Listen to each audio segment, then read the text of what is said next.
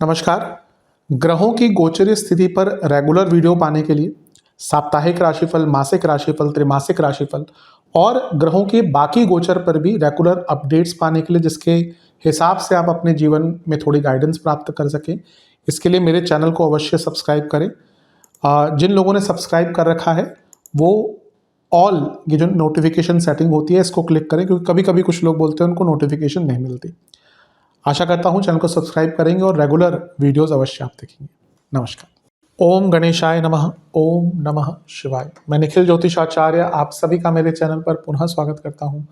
आशा करता हूं कि आप सभी स्वस्थ होंगे। महादेव की कृपा आप सभी पर सदा बनी रहे। कि वीडियो तुला यानी कि लिब्रा के लिए बहुत विशेष है, क्योंकि वीडियो है फरवरी 2026 के मासिक राशिफल के बारे में। कैसा रहेगा फरवरी का महीना तुला के लिए, लिब्रा के लिए। जो मेरा मासिक राशिफल होता है वो मुख्यतः जीवन की जो प्रमुख चीज़ें होती हैं, जैसे कि सामान्य विश्लेषण, career, business, income, investment, love life, married life, students और सेहत, इन सभी पे आधारित होता है। इन मेन एरियाज पर ग्रहों का प्रभाव क्या रहेगा, इसी की विवेचना मैं इस मासिक राशिफल में करता हूँ। यदि आपकी लग्न राशि या चंद्र राशि तुला है, दोनों ही देख सकते हैं राशिफल को, अलग अलग नहीं बन सकते। जहाँ से आपको रिलेट और सूट ज़्यादा करता है वहाँ से देखिए। व्यक्तिगत तौर पे मेरा मानना है कि यदि आप अपने लग्न से देखते हैं तो अच्छा है। इनकेस नहीं पता है आपको अपनी लग्न राशि, तो आप अपनी चंद्र राशि से भी इसको देख सकते हैं। शुरू करते हैं इस अत्यंत महत्वपूर्ण राशिफल का सामान्य विश्लेषण के साथ। सबसे पहले लग्न को ही देखेंगे। लग्न पर क्या किसी ग्रह का प्रभाव है? बिल्कुल है। वक्री गुरु का और राहु का। अच्छी चीज़ है कि गुरु भले ही फरवरी में मार्गी नहीं हो रहे, लेकिन मार्गी अवस्था की तरफ जा रहे हैं, तो फरवरी में थोड़ा सा उनका स्थिर स्वभाव दिखेगा। राहु सदैव वक्री हैं, गुरु वक्री हैं, तो दोनों ने मिलकर आपके जीवन को थोड़ा सा बांध दिया होगा। जहाँ एक और दिख रहा होगा कि हाँ अपॉर्चुनिटीज आ रही हैं, वहीं वो चीज़ें अटक जाती होंगी, रुक जाती होंगी, मंद हो जाती होंगी। तो ये वो महीना है जहाँ पे थोड़ा सा आपको जीवन में आगे बढ़ने का मौका अवश्य मिलेगा। पर राहु और गुरु दोनों ही एक्सपेंशन के कारक हैं, और करीबन अब फरवरी, मार्च, अप्रैल, मई 4 महीने रह गए हैं जब गुरु आपके लग्न को देखेंगे, उसके बाद आगे निकल जाएंगे। तो अपने जीवन में अगर एक्सपैंड करना है अपने आप को, अपने जीवन के स्तर को बढ़ाना है, भले ही मंदता रहेगी थोड़ी, पहले के बराबर नहीं, लेकिन अपने जीवन को अगर आगे बढ़ाना है तो ये महीना उसके लिए बहुत श्रेष्ठ है। इसके अलावा लग्न पर किसी का प्रभाव नहीं रहेगा। हाँ, चंद्रमा तो एक बार आएंगे ही लग्न में, तो हम उन पर ज़्यादा ध्यान देते नहीं हैं मासिक में, क्योंकि उसके लिए साप्ताहिक है। राशिफल से या राशि परिवर्तन से शुरू करते हैं। पहला राशि परिवर्तन बुध का होगा। पंचम में जाएंगे। आपके नवमेश हैं, अपने से नवम में बैठना भाग्यकारी होता है, भाग्यशाली होता है। राहु के साथ हैं, गुरु की दृष्टि है। गुरु 2 उपचय भावों के स्वामी हैं और बुध नवम भाव के स्वामी है। भाग्य साथ देगा, भाग्य बढ़ेगा, क्योंकि आपके एफर्ट्स बढ़ेंगे। यानी कि कई जो बिगड़े हुए कार्य है ना, वो यहाँ पे बनना शुरू हो जाएंगे। बुध राहु की युति बड़े बड़े इन्वेंटर्स की कुंडली में पाई जाती है और बड़े बड़े स्कैमर्स की कुंडली में पाई जाती है। हाँ, जो स्कैमर्स होते हैं उनकी कुंडली में या तो बुध वक्री मिलेंगे या कुछ और 2-3 योग होते हैं, क्योंकि वो मॉरल चीज़ नहीं है। Invention is a morality, moral वाली चीज़ है, गुड मॉरलिटी। जब भी हमें देखना होता है ना कि अब एक ही चीज़, जैसे अब कुछ लोग बहुत वेगली बोल देते हैं कि अष्टम के शुक्र हैं तो व्यक्ति चरित्रहीन होगा, उसके बहुत ज़्यादा अफेयर्स होंगे। ऐसा नहीं है। हर कोई अष्टम में शुक्र लेके पैदा होगा तो उसके अफेयर्स होंगे। ये तो बहुत वेग प्रेडिक्शन है, जिसके कारण लोगों की शादियां टूट जाती हैं। आजकल क्या है ना कि छोटी छोटी बातों पे पॉपुलैरिटी के लिए ऐसी वीडियोस बनाई जाती हैं, लोग परेशान है, अरे मेरे पार्टनर के अष्टम में शुक्र है, वो तो चीटर होगा। उसके लिए बहुत चीज़ें देखनी पड़ती है। आप किसी का चरित्र हनन केवल इस पर नहीं कर सकते। वैसे ही बुध राहु डजंट मीन कि वो व्यक्ति स्कैमर ही होगा, पर हाँ, ये एक अनकन्वेंशनल सोच वाली जोड़ी होती है। और बुध राहु पंचम में है, यानी कि सोच थोड़ी अलग रहेगी, कुछ अलग अलग आइडियाज़ अवश्य आएंगे, इसमें कोई दो राय नहीं है। ध्यान ये देना है कि अच्छा, अच्छी चीज़ एक और है, 12वें घर के स्वामी बुध पंचम में और कारक भी हैं स्टूडेंट्स के, और पंचम में है राहु के साथ। जो बच्चे विदेश जाने के प्रयत्न कर रहे थे उनके लिए बहुत अच्छा है। 12वें घर के स्वामी राहु के साथ है, वैसे भी जो विदेश जाने का प्रयत्न कर रहे थे उनके लिए अच्छा है, और विदेश में ऑलरेडी संपन्न है, सेटल्ड है, उनके लिए और अच्छा टाइम है। क्यों? क्योंकि भावेश कारकेश के साथ है। भावेश कौन हुए? बुध। कारकेश कौन हुए? राहु। प्रॉब्लम यह है कि यह जोड़ी जो है ये बहुत ओवर थिंकिंग करवाती है और व्यक्ति को ना उसकी सोच को असीमित कर देती है। और क्योंकि ये पंचम भाव में है और कुछ टाइम बाद शुक्र भी यहाँ पे ज्वाइन कर जाएंगे, तो अपने आप को ना ओवर प्लानिंग और ओवर थिंकिंग से दूर रखिएगा, अन्यथा तो ये महीना आपका अच्छा ही दिख रहा है। अगला जो गोचर है, जैसे मैंने कहा, शुक्र का ही होगा। 6 तारीख को शुक्र आपके पंचम भाव में आकर बैठ जाएंगे। अब नवमेश के साथ है लग्नेश, यानी कि नवमेश बुध लग्नेश शुक्र, भाग्यकारी भाग्यशाली योग है, कोई दो राय नहीं है। राहु के साथ है शुक्र, राहु की जोड़ी बहुत अच्छी होती है। स्पेकुलेटिव मार्केट्स हो, धन अर्जन करना हो, धन कमाने के आइडियाज़ हों, बहुत अच्छा है। लेकिन यही जो शुक्र हैं ये अष्टमेश भी हैं, तो ये अनिश्चितता बढ़ाएंगे, क्योंकि 12वें घर के स्वामी और 8वें घर के स्वामी राहु के साथ बैठ गए। डिसीजन मेकिंग बहुत क्लैरिटी के साथ कीजिएगा, जहाँ पर थोड़ा सा भी डाउट हो ना वहाँ पे आगे मत बढ़ेगा, क्योंकि ये ग्रहों की युति ऐसी है कि आपको बहुत ज़्यादा इम्पल्सिव भी कर सकती है और आप ओवर थिंक करके, ओवर एनालाइज करके कभी कभी छोटी छोटी बातों को नज़रअंदाज कर देंगे। इस पर ध्यान दीजिएगा। ओवर थिंकिंग तो इस महीने अलग ही लेवल पर जाने वाली है, क्योंकि पंचम भाव भरने वाला है आपका। अगला गोचर सूर्य का होगा। कब होगा? 13 तारीख को। लाभेश है, पंचम में आना कोई बुरा नहीं होता, लेकिन पंचम में इतने सारे ग्रह लव लाइफ के लिए अच्छे नहीं होते। और अभी तो ग्रहण दोष चालू हो गया, सूर्य राहु के साथ है, लेकिन खगोलीय घटना जो होती है वो घटेगी 17 फरवरी को। पंचम में इतने सारे ग्रहण और ग्रहण योग भी, ग्रहण भी लग गया, ग्रहण दोष भी है, खगोलीय घटना वाला ग्रहण भी है। ध्यान किस चीज का देना है? संतान। अगर आप गर्भवती हैं बहुत केयरफुल रहिए।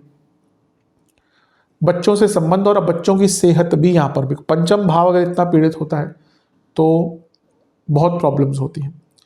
अभी 2-3 महीने पहले मैंने मंगल का वीडियो बनाया था, उसमें मैंने बोला था मंगल 11वें घर में जा रहे हैं तो आपके संतान, कुछ और भी 2-3 चीज़ें थी, क्योंकि केवल एक चीज़ से नहीं होता इफेक्ट। मुझे याद नहीं मैंने क्या बोला था, लेकिन क्योंकि किसी का कंसल्टेशन आया तो उन्होंने बोला कि आपने बताया था कि संतान के लिए बुरा टाइम है, संतान को चोट लग सकती है। तो उनकी बेटी कहीं घूमने गई हुई थी, तो मंगल के गोचर के शायद 1-2 दिन के अंदर ही उनकी बेटी वहाँ से कहीं से उनको गिरा और उनके पाँव में बहुत चोट लगी, रॉड तक डालनी पड़ गई।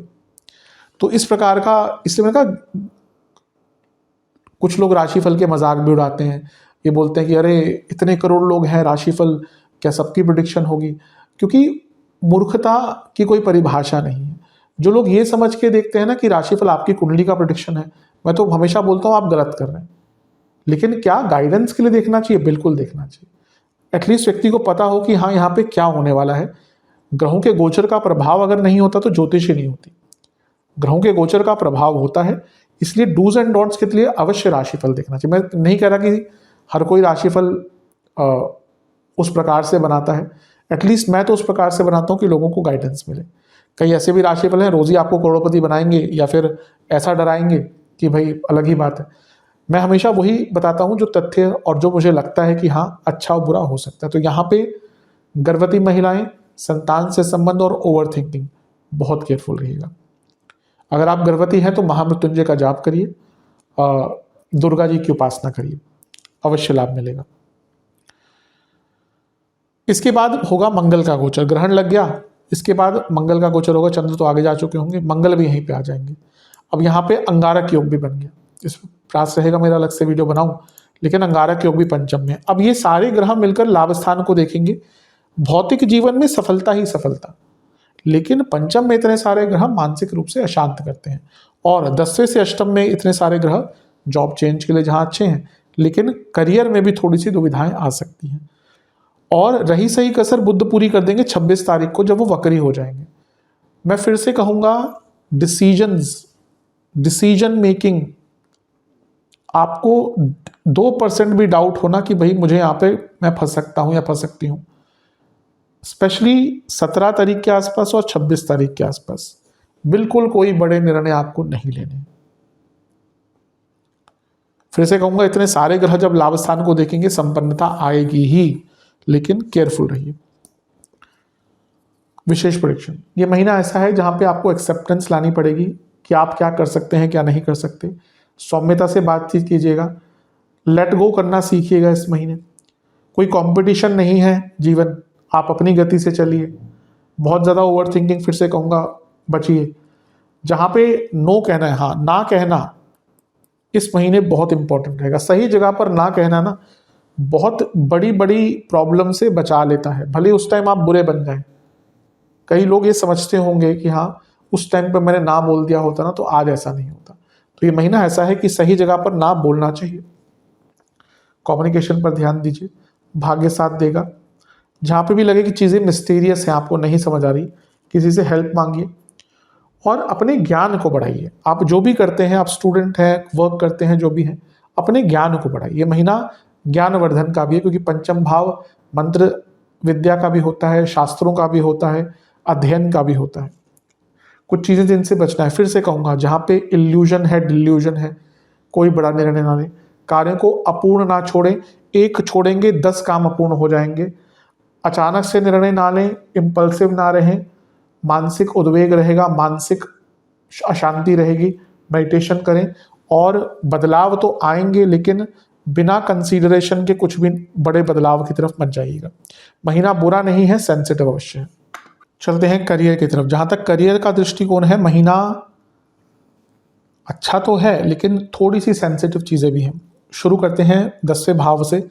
शुरुआती भाग में बहुत ग्रह देखेंगे, 6 या फिर कहिए मध्य भाग तक, 13 तारीख तक। तो यहाँ पे हमेशा सेंसिटिविटी बढ़ जाती है। जब भी इतने सारे ग्रह किसी चीज़ पर प्रभाव डालेंगे, प्रॉब्लम्स होंगी। तो लेट्स से कि 13 तारीख तक ना गुस्से पर नियंत्रण, वर्क लाइफ बैलेंस मेंटेन करके रखना है और इमोशनल नहीं होना कार्य क्षेत्र में।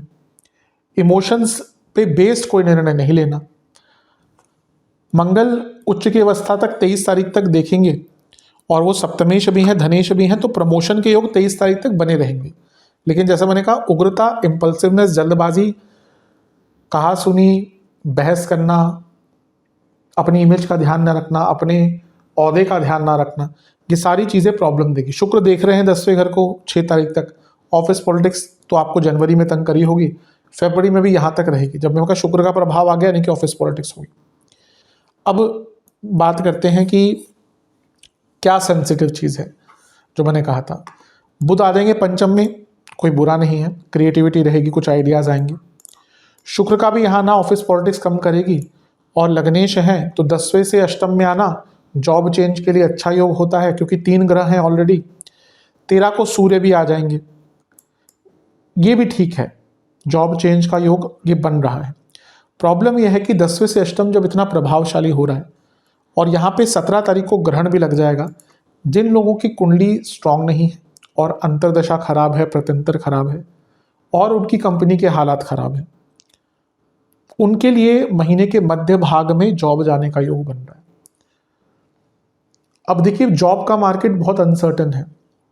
आप देख लेंगे कि अभी लास्ट ईयर किसी ने मुझसे कुंडली दिखाई थी, तो वो कही थी, मैं महिला थी, तो है, मतलब कि है, थी नहीं है, तो मुझे ब्रेक चाहिए। मैंने उनको मना किया था। मैंने कहा देखिए, मैं अपने ज्योतिषीय जितना भी मेरे पास लिमिटेड ज्ञान है उससे मैं ये कहूँगा कि अभी आप जॉब मत छोड़िए, क्योंकि मुझे जॉब लगती हुई दोबारा दिख नहीं रही।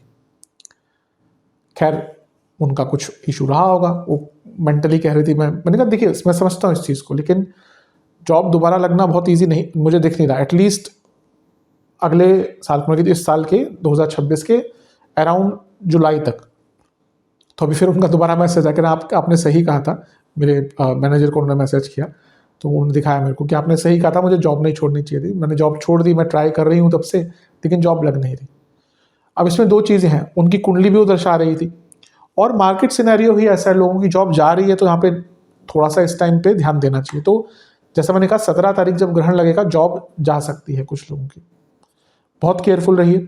और ये सारे ग्रहों को वक्री गुरु भी देख रहे हैं, इसलिए चीज़ें समझ ही नहीं आएंगी कब आपके विरुद्ध हो गई। एक तरफ बात चल रही होगी कि भाई पैसे बढ़ने वाले हैं, अचानक से नोटिस आ जाएगा कि भैया टाटा बाय बाय, हम आपको और हायर नहीं, हम आपको और नहीं रख सकते, ये आपका फुल एंड फाइनल है। 1 महीने, जितने महीने की भी उनको सैलरी देनी होती है वो करके वो निकल जाएंगे। खैर, गलत है मेरे हिसाब से, ये गलत चीज़ है, क्योंकि लोगों की नौकरियां जाना, कुछ सरकार को इसमें नियम लगाने चाहिए कि आप एकदम नहीं किसी को, क्योंकि उनका पूरा गुजर बसर उस पर है, कई लोगों ने लोन लिए होते हैं, बच्चों की फीसें जानी है, अचानक से किसी की जॉब, आपको थोड़ा सा टाइम देना चाहिए कि भाई चलो आप ढूंढ लो जॉब। तो यहाँ पे केयरफुल रहिएगा। 23 तारीख को मंगल भी यहीं पे आ जाएंगे, तो जैसे का 10वें से अष्टम भाव बढ़ता ही रहेगा। चंद्रमा तो चले जाएंगे आगे क्योंकि उनकी गति ही ऐसी है। अंगारक योग भी बन रहा है, तो ये जो समय है ना 17 तारीख के बाद का, इवन महीने के अंत में भी जैसे बुध वक्री हो रहे हैं तो जॉब जा सकती है। ऑब्वियसली सबके लिए नहीं होगा, लेकिन जिनका, क्योंकि मैंने कहा राशिफल है, हमारे पास किसी की कुंडली नहीं है कि मैं बताऊं एग्जैक्टली कैसा चल रहा है, लेकिन इसमें अगर ज्योतिषीय ज्ञान भी नहीं है तो केवल इतना देख लीजिए कि देखिए दशा अंतरशा समय अच्छा चल रहा है ना, उसके 2-3 पैमाने होते हैं। आपके काम अच्छे बन रहे हैं, आप संतुष्ट हैं, आप के अंदर उत्साह है, आपके परिवार में सुख शांति है, ये बिना कुंडली देखे आप मान लीजिए उस व्यक्ति की दशांतरशा अच्छी चल रही है। अदरवाइज मतलब कि समय खराब है, ये एक सामान्य है। बाकी कंपनी में भी अगर हालात खराब चल रहे हैं तो और अटेंटिव रहिएगा। विशेष प्रेडिक्शन, एरोगेंस और एटीट्यूड मत दिखाइएगा इस महीने, ये महीना वैसा नहीं है। मॉडेस्ट रहिए, डाउन टू अर्थ रहिए। जो लोग डाउन टू अर्थ रहते हैं ना, उनकी छटनी बाद में ही होती है। अच्छा टाइम चल रहा है, आप में बहुत एटीट्यूड है, जब छटनी होगी ना आपकी किसी ऐसे व्यक्ति के हाथ में आएगा जिससे आपकी बनती नहीं, सबसे पहले आपकी ही नौकरी जाएगी। इसलिए थोड़ा डाउन टू अर्थ रहिए, अपने फियर्स को फेस कीजिए, आपके शॉर्टकमिंग्स को बेटर कीजिए, थोड़ा सेक्रीफाइस कीजिए करियर के लिए इस महीने। लॉयल रहिए अपने एम्प्लॉयर की तरफ, जो आपसे एक्सपेक्ट करते हैं वैसा काम कीजिए। ऐसा लग रहा है थोड़ा सा इस चीज़ से आप भटक रहे हैं। और सबसे महत्वपूर्ण चीज़ है वर्क लाइफ बैलेंस मेंटेन करना है शुरू से ही। अच्छे लोगों के साथ टाइम बिताइए, वो अवश्य आपको आगे लेकर जाएंगे। कार्य क्षेत्र में अच्छा माहौल बनाकर रखिए, अच्छी संगत रखिए, अवश्य वो काम आती है। तो ये महीना थोड़ा सेंसिटिव अवश्य है कार्य क्षेत्र के लिए। चलते हैं बिजनेस की तरफ। जहाँ तक बिजनेस की बात है, ये महीना जो है ये काफ़ी अच्छा लग रहा है। सबसे पहले देखिए तो आपके जो सातवां भाव बिजनेस का होता है, तो आपके जो 7वें भाव के स्वामी हैं यानी कि मंगल, वो 23 तारीख तक उच्च की अवस्था में रहेंगे और सप्तम को देखेंगे। धनेश भी हैं, तो ये महीना ऑलरेडी अच्छा है। ग्रहों का गोचर इस प्रकार से हो रहा है कि आपके 7वें से लाभ स्थान बढ़ता जा रहा है। पहले बुध का गोचर, ये बहुत अच्छा कोई क्रिएटिव आइडिया लेकर आएगा, और नवमेश है, नवम से नवम में, सप्तम से 11वें में, यानी कि भाग्य भी साथ देगा लाभ कमाने के लिए। शुक्र का गोचर लग्नेश सप्तम से लाभ में आ गए, यानी कि बहुत बड़ा कोई लाभ, और सप्तम से धन के स्वामी भी हैं, ये अपने आप में धन योग बिजनेस के लिए बना रहा है। फिर सूर्य का भी यहाँ ना जो लाभेश है, लग्न से लाभ के स्वामी सप्तम से लाभ में बैठ गए, और ये सारे ग्रह कहाँ देख रहे हैं? लाभ स्थान को। बहुत अच्छा है। अब प्रॉब्लम कहाँ आती है? ग्रहण दोष तो स्टार्ट हो गया, लेकिन 17 तारीख को ग्रहण भी लगेगा। ग्रहण जो खगोलीय घटना होती है, देखिए ग्रहण दोष तो पूरे 1 महीने रहेगा, सूर्य राहु साथ में, लेकिन खगोलीय घटना जो होती है वो कब घटती है? जब अमावस्या होती है। सूर्य ग्रहण चंद्र ग्रहण पूर्णिमा पे लगेगा।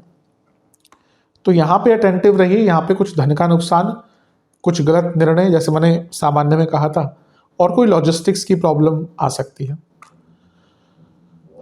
तो इस तारीख को थोड़ा सा ध्यान दीजिए। उसके बाद मंगल भी यहीं पे आ जाएंगे, जो आपके सप्तमेश अपने से लाभ में आना, यानी कि 23 तारीख को मंगल आएंगे, तो वहाँ पे भी कोई बहुत बड़ा लाभ आपको प्राप्त होगा। फिर से 26 तारीख के आसपास केयरफुल रहेगा, क्योंकि बुध यहाँ पे हैं और वक्री हो जाएंगे। तो फिर से 26 तारीख के आसपास आपके ही द्वारा कोई गलत निर्णय के कारण या फिर कोई पेमेंट अटकना, ये आपको दिक्कत में डाल सकता है। अदरवाइज ये महीना अगर देखा जाए अच्छा ही है। विशेष प्रेडिक्शन, ये महीना चमकने का है, ये महीना आगे बढ़ने का है, ये महीना ऐसा है जब बिजनेस को के स्तर को बढ़ाया जा सकता है। रीअसेस कीजिए, फोकस बढ़ाइए, कंफर्ट जोन से निकलिए और अपने बिजनेस की पावर को, अपनी पावर को बढ़ाइए, या उसको पहले समझिए कि आपकी पावर क्या है। कभी कभी हमें ही नहीं पता होता, जैसे बजरंगबली एक बार भूल गए थे कि कितने उनमें क्षमता है, फिर उनको याद दिलवाना पड़ा, अष्ट सिद्धि जिनके अंदर है। तो ऐसे ही कभी कभी हम भूल जाते हैं कि हम कितने क्षमता वाले व्यक्ति हैं। तो ये महीना है, आपको समझना पड़ेगा कि आपकी वैल्यू क्या है, आपके बिजनेस की वैल्यू क्या है, और उसको और बढ़ाइए, अपने बिजनेस को और स्ट्रांग कीजिए। महीना अच्छा है, बस क्लैरिटी के साथ आगे बढ़िएगा। फिर से कहूँगा, जहाँ पे इंच एक अंश मात्र भी कंफ्यूजन होना और जहाँ पे धन की बड़ी बात हो, वहाँ पर कोई डिसीजन मत लीजिएगा, टालिएगा, आगे बढ़ाइएगा उस डिसीजन को। महीना बुरा नहीं। चलते हैं इनकम, इन्वेस्टमेंट और एक्सपेंसेस की तरफ। जहाँ तक इनकम की बात है, महीना अच्छा है। मंगल जो धनेश है पूरे ही महीने 11वें घर को देखेंगे, पहले 8वीं दृष्टि से, फिर 7वीं दृष्टि से, और वो अच्छे स्थान में भी रहेंगे, केंद्र में, त्रिकोण में, तो पैसे तो आएगा। पैसे में तो कोई ऐसी दिक्कत नहीं दिख रही। सूर्य भी बल्कि 13 तारीख के बाद लाभ स्थान को देखेंगे। जहाँ तक इन्वेस्टमेंट की बात है, शुरुआती 10 दिन ठीक ठाक है, लेकिन बहुत ज़्यादा मत कीजिएगा, रिस्क मत लीजिएगा। बीच के 10 दिन में बिल्कुल भी नहीं, बल्कि नई आप उस चीज़ को समझ सकते हैं इन्वेस्टमेंट्स को। अंतिम 10 दिन फिर भी अच्छे हैं। खर्चे अगर बात करें तो घर की मरम्मत बहुत खर्चा हो सकता है, जनवरी में ही ऑलरेडी हो चुके हों, इस महीने भी दिख रहा है। संतान है या बच्चे हैं आपके घर में, तो उनके किताबों पर, उनके स्टेशनरी पर या उनके रख रखाव पर खर्चा होगा। इसके साथ ही ऐसा लग रहा है कि आप में से कुछ लोग अपने घर में थोड़ा सा रेनोवेशन करवाएंगे, उस पर खर्चा होगा। धार्मिक कार्यों पर, धार्मिक यात्राओं पर खर्चे होते हुए दिख रहे हैं। कुछ सरकारी कार्य भी पूर्ण कराने पड़ेंगे, उन पर खर्चा होगा। हो सकता है आप में से कुछ लोग, अगर उनकी एक्स्ट्रा प्रॉपर्टी है तो उसमें कुछ कंस्ट्रक्शन स्टार्ट करवाएं इस महीने। और अपनी सेहत के बेटरमेंट पर आप खर्चा करेंगे, जो बहुत अच्छी चीज़ है। बहुत ज़्यादा खर्चे नहीं है, लेकिन थोड़े बहुत तो इस प्रकार के खर्चे दिख रहे हैं। लव एंड रिलेशनशिप, जहाँ तक लव एंड रिलेशनशिप की बात है, नो कॉन्टैक्ट सिचुएशन से स्टार्ट करेंगे। पूरे चांसेस हैं इस महीने बातचीत स्टार्ट हो सकती है। समझिएगा, सिचुएशन को समझिएगा, मे भी किसी से हेल्प लेनी पड़ सकती है, लेकिन चांसेस है। जहाँ तक नए रिलेशनशिप की बात है, लेट्स से कि 10-11 तारीख के आसपास या उसके बाद का समय, मध्य भाग तक, या 6 तारीख से लेट्स से कि 17 तारीख तक का टाइम बहुत अच्छा है। फिर महीने का अंतिम भाग अच्छा है नए रिलेशनशिप को स्टार्ट करने के लिए। जो लोग लेकिन रिलेशनशिप में ऑलरेडी हैं, उनके लिए तो बहुत टेस्टिंग महीना होने वाला है। पहले बुध यहाँ पे आ जाएंगे, जो 12वें घर के स्वामी हैं, और उनकी राहु के साथ युति, यानी कि बहुत भयंकर कम्युनिकेशन प्रॉब्लम। फिर शुक्र का यहाँ पे आना एक नए रिलेशनशिप के लिए अच्छा हो सकता है, लेकिन शुक्र खुद अष्टमेश है, पंचम में उनका आना, राहु के साथ बैठना, ट्रस्ट इश्यूज, किसी और के प्रति ध्यान जाना, किसी और का इन्वॉल्वमेंट होना। फिर सूर्य का यहाँ पे आ जाना, जो खुद एक सेपरेटर हैं, विच्छेदीकरण करने वाले ग्रह हैं, और उनका ग्रहण दोष में जाना, जो बहुत अनसर्टेनिटी लाएगा। और 17 तारीख को ग्रहण योग, ग्रहण लग जाना, यानी कि महीने के 17 तारीख के आसपास, मध्य के आसपास, कई लोगों के ब्रेकअप्स हो सकते हैं। मैंने सामान्य में भी कहा था, ये महीना रिलेशनशिप के लिए ईजी नहीं रहेगा। फिर चंद्रमा तो चले जाएंगे आगे, लेकिन रही सही कसर मंगल पूरी कर देंगे, मंगल भी यहीं पे आ जाएंगे। तो ये महीना जो है, अब मंगल 23 तारीख को आएंगे, तो उसके बाद उग्रता, इवन जिनके बीच में क्लैरिटी नहीं ना कि भाई इनके साथ आगे बढ़ ही नहीं, बढ़ सकते हैं कि नहीं बढ़ सकते।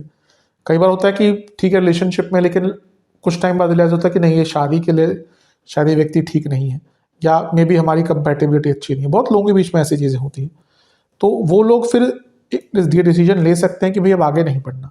और बुध भी वक्री हो जाएंगे 26 तारीख, तो 17 तारीख के आसपास, फिर 26 तारीख के आसपास सबसे सेंसिटिव टाइम है इस महीने का। विशेष प्रेडिक्शन, थोड़ी फ्रीडम दीजिए अपने पार्टनर को। कभी कभी क्या होता है कि हम जो शुरू में एक रिलेशनशिप में पोजेसिवनेस बहुत अच्छी लगती है ना, वो बाद में जाके ना एक बंधन लगती है। ये कई लोगों को समझना चाहिए। शुरू में ठीक है, 6 महीने, 1 साल, 2 साल आपको बहुत अच्छी लगेगी वो चीज़, लेकिन बाद में भी ये चीज़ अगर रही, अगर आप अपने पार्टनर को 24 घंटे अपने पास ही पाना चाहते हैं, वो बंधन युक्त हो जाएगा। ये चीज़ कई लोगों को समझनी चाहिए, जो आजकल नहीं समझते, क्योंकि वो दिखावे वाला प्यार ज़्यादा हो गया ना, कि इंस्टाग्राम पे डालना है, एवर क्या, टुगेदर फॉर एवर वाली चीज़ें जो होती हैं, ये क्योंकि एक व्यक्ति का एक ह्यूमन नेचर है।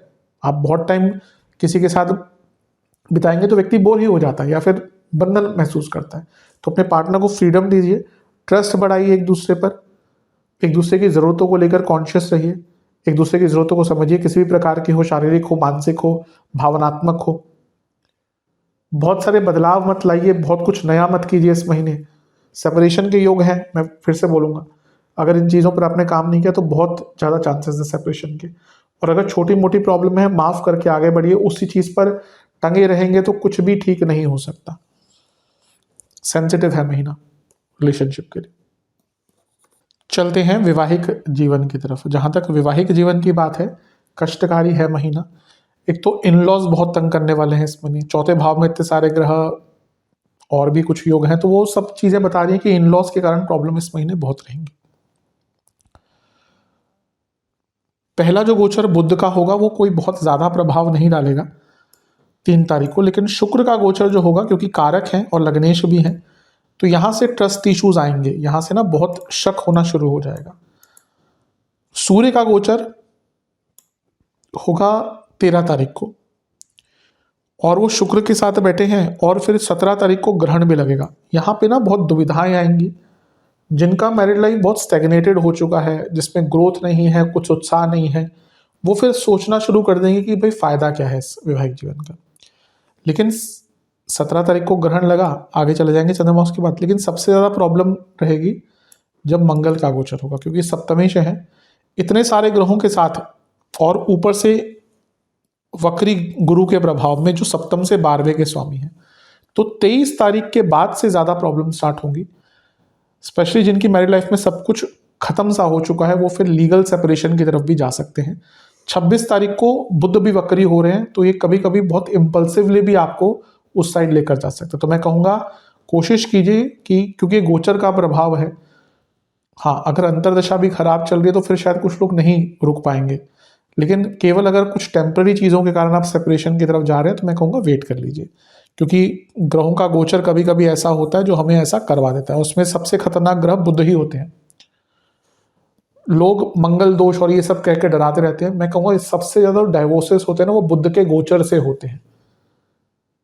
ये ट्राइड एंड टेस्टेड है। मैंने कई लोगों का देखा है, वो मोमेंट होता है ना जब आप सोचते हैं कि भाई अब डाइवोर्स लेना, फिर कई बार आफ्टर थॉट भी आते हैं, लेकिन एक बार वो लीगल प्रोसेस स्टार्ट हो गया ना, कि आपने नोटिस भेज दिया अपने पार्टनर को, फिर चीज़ों को, मैं ये नहीं कहता कि कई बार ऐसा भी होता है कि जाते हैं फिर फैमिली वाले समझाते हैं, लेकिन उसके बाद चीज़ों को वापस लाना बहुत खराब, बहुत मुश्किल हो जाता है। तो पेशेंस रखिएगा, स्पेशली महीने के अंतिम भाग में विशेष परीक्षण, कई छुपी हुई चीज़ें सामने आएंगी। हो सकता है कि अगर आपके पार्टनर का कोई रिलेशनशिप हो एक्स्ट्रा, तो वो भी सामने आ सकता है इस महीने। माफ़ करके आगे बढ़ने की कोशिश कीजिए। इस चीज़ पे नहीं करा, ये तो ऐसी चीज़ है जो जिस पे माफ़ नहीं किया जाना चाहिए। खैर कभी कभी पति पत्नी के बीच की बात होती है, लेकिन ये माफ़ करने वाली चीज़ नहीं है। बाकी सारी चीज़ें माफ़ करी जा सकती हैं अगर आप लेकिन वैवाहिक हैं। इवन अगर आप रिलेशनशिप में भी हैं, चीटिंग कभी भी माफ़ करने वाली चीज़ नहीं होती। सेपरेशन के थोड़े योग तो बन रहे हैं, स्पेशली महीने के अंत में। थोड़ा अकेला टाइम भी बिताइए। कभी कभी होता है कि हमारा माइंड, क्योंकि सारा टाइम साथ में बिताते हैं, तो बार बार उसी चीज़ पे जाता है। कभी कभी एक फ्रेश माइंड हो जाता है ना, तो चीज़ें अपने आप अच्छी लगने लग जाती हैं। थोड़ा ट्रस्ट बढ़ाइए, थोड़ा सपोर्ट कीजिए अपने पार्टनर को, उनकी बातों को समझने का प्रयास कीजिए। और मे भी कभी कभी ना हमें एम्पैथी की आवश्यकता होती है, यानी कि हमें उस व्यक्ति को के सिचुएशन को पे या सिचुएशन पर अपने आप को रख के देखना पड़ता है। हमें समझना चाहिए कि वो व्यक्ति किस चीज़ से गुजर रहा है। सिंपैथी से ज़्यादा आज की डेट में एम्पैथी की आवश्यकता है। अगर हम सब एम्पैथाइज कर पाएँ तो चीज़ें बहुत अच्छी हो जाएंगी। ये सरलता है, ये सत्यता है, सरलता नहीं। लेकिन हाँ, कॉम्प्लिकेटेड तो महीना दिख रहा है। चलते हैं स्टूडेंट्स की तरफ। जहाँ तक स्टूडेंट्स की बात है, महीना ठीक है, बहुत बुरा नहीं दिख रहा। एग्ज़ाम से स्टार्ट करेंगे तो पहला जो भाग है 10 दिन का, यहाँ पे ओवर कॉन्फिडेंस तंग करेगा। बीच के 10 दिन में कम्युनिकेशन की प्रॉब्लम रहेगी। अंतिम 10 दिन अच्छे हैं, बल्कि अगर कोई वहाँ पे आपका एग्ज़ाम पड़ता है तो और भी अच्छा करेंगे। बस थोड़ा फोकस पूरे महीने भिन्न नहीं, खराब रहेगा, क्योंकि बुध का पहला गोचर ही प्रॉब्लम्स क्रिएट करेगा। क्योंकि बुध पंचम में आ जाएंगे और राहु के साथ होंगे, तो राहु के साथ क्योंकि हैं और कारक हैं स्टूडेंट्स के स्टडीज़ के, फोकस की कमी रहेगी। फिर शुक्र भी यहीं पे आ जाएंगे, लग्नेश हैं, लग्नेश और कारकेश, यानी कि शुक्र और बुध दोनों राहु के साथ है, यानी कि फोकस की कमी रहेगी, ओवर कॉन्फिडेंस रहेगा। सूर्य का यहाँ पे आना कोई बुरा नहीं है, लेकिन ये सूर्य ग्रहण युक्त है, ग्रहण दोष युक्त है, और 17 तारीख को ग्रहण का लग जाना, 17 तारीख के आसपास स्टूडेंट्स के लिए बहुत कॉम्प्लिकेटेड टाइम दिख रहा है। अगर आपका कोई एग्जाम है तो प्रॉब्लम्स हो सकती है, और यहाँ पे आप गलतियां भी कर सकते हैं, आपसे कुछ चीज़ें मिस भी हो सकती हैं। हो सकता है असाइनमेंट आपका पूरा ना हो पाए, या कोई आप फॉर्म गलत भर दें या भर ही ना पाए, तो बहुत अटेंटिव रहेगा इस डेट के आसपास। मंगल भी यहीं पे आ जाएंगे जो एग्जाम्स के लिए अच्छे हैं, 23 तारीख को मंगल आएंगे। लेकिन मंगल जो है वैसे तो सब ठीक है, लेकिन बुध 26 तारीख को वक्री हो जाएंगे, तो फिर से महीने के अंत में थोड़ा कम्युनिकेशन की प्रॉब्लम और रिटेंशन की प्रॉब्लम और फोकस की प्रॉब्लम। विशेष प्रेडिक्शन, अतीत से निकलिए, माइंड को क्लियर करके आगे बढ़िए। बदलाव का महीना है, एक्सेप्टेंस ले आइए कि हाँ भाई कितना कर सकते हैं, कितना पढ़ सकते हैं। अपने स्टडीज को प्रायोरिटी मानिए, बहुत एडवेंचरस मत रहिएगा इस महीने, गो बाय द बुक, या कहिए कि स्टेबिलिटी पर काम कीजिए। क्रिएटिविटी दिख रही है, उसको अपने स्टूडेंट लाइफ में अप्लाई कीजिए। कभी कभी होता है हम कोई नया तरीका अपनाते हैं पढ़ने का, तो काम कर जाता है। सबके लिए अलग अलग तरीका होता है।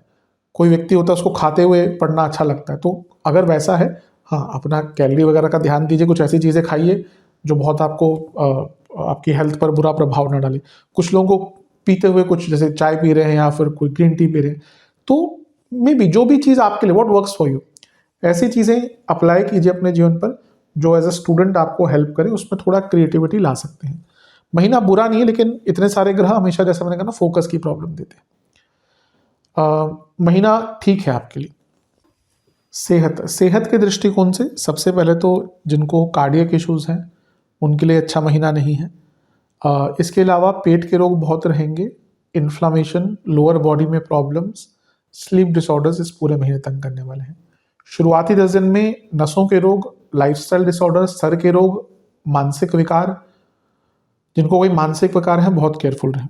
महीने के मध्य दिन में पेट के रोग, फिर से शिरोरोग या सर से संबंधित रोग,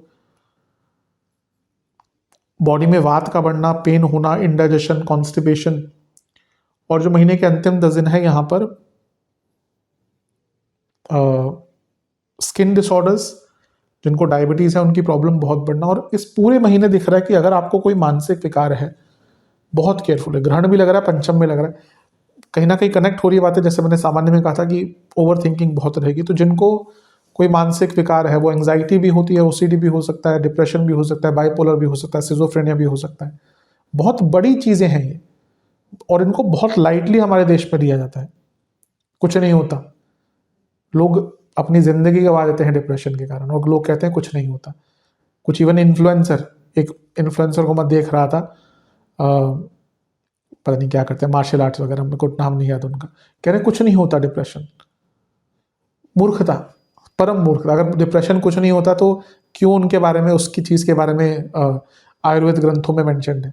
यानी कि उस टाइम से भी है। अवसाद इसको बोलते हैं, जो भी मानसिक विकार है, या डिप्रेशन को अवसाद बोलते हैं, और मानसिक विकार को लेकर इतने चैप्टर्स हैं। तो अगर आपको कोई है, कोई प्रॉब्लम, पहला तो उसको लेकर डरा मत कीजिए। आज की डेट में हेल्प अवेलेबल है, और ना ही कोई गिल्ट में जाइए कि भाई मुझे ये हो गया। कोई बात नहीं, सबके साथ ऐसे ही रोग हो सकते हैं। कुछ लोगों को टेम्पररी होते हैं, कुछ लोगों को परमानेंट होते हैं। अगर कुछ है तो उसका इलाज करवाइए, उसके लिए काउंसलिंग लीजिए, थेरेपी लीजिए, इसमें कोई गलत चीज़ नहीं है। और लेकिन कहने के, क्योंकि मैं तो एक ज्योतिष हूँ, उस नाते ये कहूँगा कि अपना मानसिक रूप से बहुत ध्यान रखिए। ये महीना मानसिक रूप से अच्छा नहीं दिख रहा।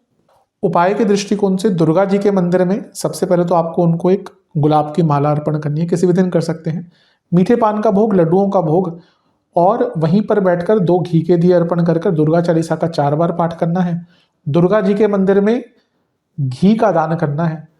महादेव का पंचामृत से अभिषेक कर चंदन से तिलक कर सफेद रंग की पुष्प की माला अर्पण कर खीर का भोग लगाकर देवों के देव को महादेव के मंदिर में चावल का दान कीजिएगा। ये उपाय कर लेंगे तो अवश्य बहुत लाभ मिलेगा। आशा करता हूँ वीडियो काम आएगा। चैनल पर है सब्सक्राइब कीजिए, वीडियो को लाइक कीजिए। मिलता हूँ अगली वीडियो में, तब तक के लिए ओम नमः शिवाय।